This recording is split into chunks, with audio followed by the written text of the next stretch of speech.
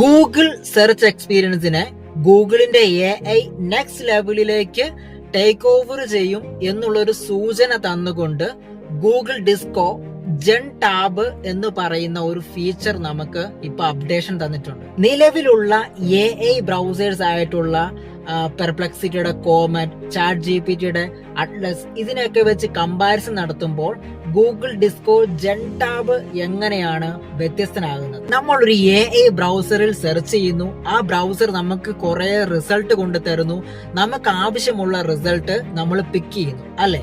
Gen ടാബിൽ വരുമ്പോൾ ഒരു ബ്രൗസർ എന്നതിനേക്കാൾ ഉപരി അതൊരു പ്രീ ബിൽഡ് ആപ്പ് ആയിട്ട് മാറും. ചുരുക്കി പറഞ്ഞാൽ ഇൻഫർമേഷൻസ് നമ്മളെ അന്വേഷിച്ചു വരുന്ന ഒരു AI സ്ട്രാറ്റജി അവർ ഫോളോ ചെയ്യുന്നുണ്ട്.